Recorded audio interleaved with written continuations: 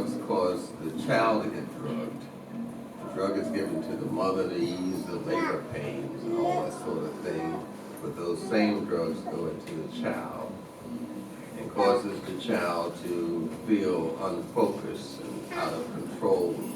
The child develops into an adult as insensitive to other people's feelings and emotions. They can kill another adult on a game and not feel any remorse about that adult, that man's mother and children.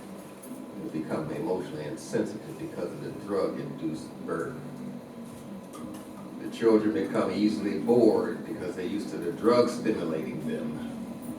So when you meet them, they say, it's boring. You wonder what happened. And that's the effect of the chemical that was given to the mother during the hospital birth. What you are seeing is the results of a hospital birth sitting next to you. When they induce in labor, they use a drug to speed it up. And this causes the child to feel uncontrolled. Someone else is taking control of their life. They become rebellious and say negative things for no reason whatsoever. You say, do something. They say, I don't think I'll do that. You get very negative. You say, why are you acting like this? That's the effect of the hospital birth. That's what you're saying. But you're not making that connection. You just say, oh, put you on the board. No. Someone has decided this is the way to go. Sometimes they say the birthing canal, you have the uterus and you have vagina, which is a shaft. It's about as long as from the palm, base of your palm to your finger here. That's how long the vagina is when it gets erect. When it's not erect, it comes from here to here. So what happens is they say that this canal is not wide enough, so they cut the skin between the vagina and the anus. We call it a episiotomy. This causes obsessive compulsive behavior, causes emotional immaturity. You meet an adult and you say they should have more sense, they should know better. No, they're emotionally immature. You wonder what's wrong with them. That's the effect of the hospital birth. I'm going over this just to let you know that coming out of the starting gate, you already messed up. And that's on purpose.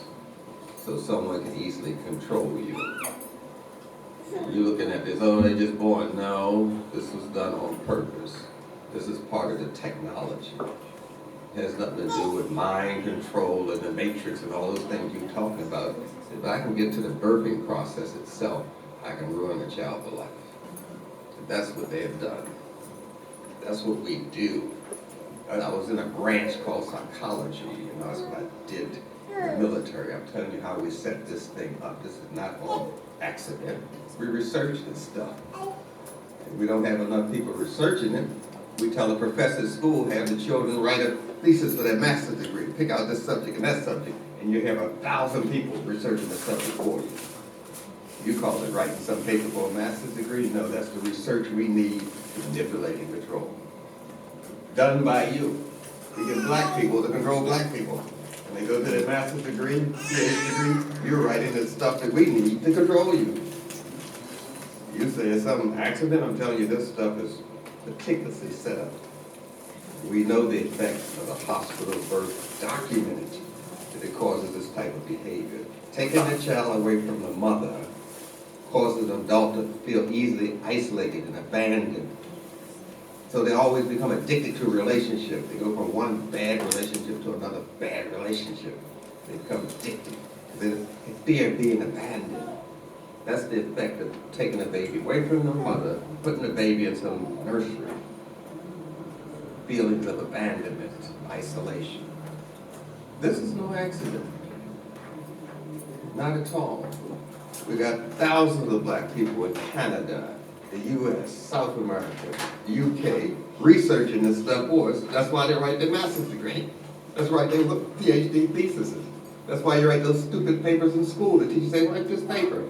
You're researching for them. That's called collecting information, which you call ITT today. That stuff started long ago. You're just giving it another name. So the problem becomes what it is. People become very defensive, you know. They're always defending themselves, you know, about something. No, you say something, no, it shouldn't be done like that, it should be done like this. You try to tell them something, no, I think I can do it this way. Why are you getting so defensive about this? Because that's the effect of not being breastfed. We know what it causes. It causes people to be defensive and justify the defensiveness as common sense. Oh, it's common sense. No, it's being defensive. You get a lot of revenge when you're not breastfed. And breastfeeding causes this type of behavior. You justify your revenge. You say, this is justice. This should be done. No, you have revenge. You hate what happened to you when you weren't breastfed. You say, you want revenge for what was done to you. This is the effect of not being breastfed. We know what it does. It put monitors on babies' brains, and this part is firing off more than another. We know this behavior. We know it from monkeys even. Run these experiments on monkeys even, just to find out what the hell's going on. We know the effect. I'm telling you that if you want to look at the problem, you should look at the problem from the beginning. And the beginning is claiming the right to be born as a black person. If you don't claim that right, what's the sense of the other rights? That you already messed up. You see, we induce labor. That means speeding it up beyond the time it should be speeding up. Induced labor causes a person to be hesitant. Hesitant. You say, why don't you get this done? They don't get it done. You say, I told you to do this 1,000 times. Why don't you get it done? They are hesitant about this. That's what the effect of induced labor does. All of these things are well documented, you see. You get messed up before you leave the hospital. Then you go home and introduce to some dysfunctional parents. One of them on crack, the other one masturbates on Thursday to Ray Charles music. I mean, it's really messed up. Then you leave home and learn that Columbus discovered Afrika. The education system messes you up. Then you leave school and you get involved with somebody you thought was conscious and everything, but they were hospital birthed themselves. And they further mess you up. Dysfunctional relationship messes you up. So now you get this messed up by the hospital, your family, the school system, and a couple dysfunctional relationships. You're bad news.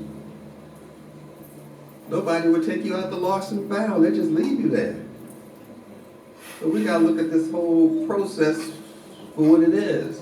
You have to claim your culture is not when you're a grown person and buy a dashiki or say Kwanzaa. You got to claim your culture from the beginning, at birth. On birth. Everybody did it. The Inca, Indians, Chinese, Japanese, Africans, everybody did it. Now comes these white people and they say, go to the hospital. You don't know how to be born. Nature made a big mistake. We can control this thing. Are you crazy? Are you really crazy? It causes nerve damage, which we call today, in those nice words, post-traumatic stress disorder, which means it damages your nerves. There's certain things that's supposed to be done. The baby needs to see the breast. You learn visually, you learn from touch, you learn from smell, you learn from reading. There are other ways of learning other than reading a book. There's touch intelligence, smell intelligence, sound intelligence. Some people can touch things and say, that don't feel right, I ain't gonna buy that. They can touch intelligence. Some people can walk in the room and say, getting a bad vibe from here. They got palpatory intelligence. There are other types of intelligence. And the breast is a part of the language that teaches you intelligence. From the smell of the breast, the baby knows when the mother's upset. The baby has to see a round circle. Babies like to see round circles. That's why they put round circles on Mickey Mouse.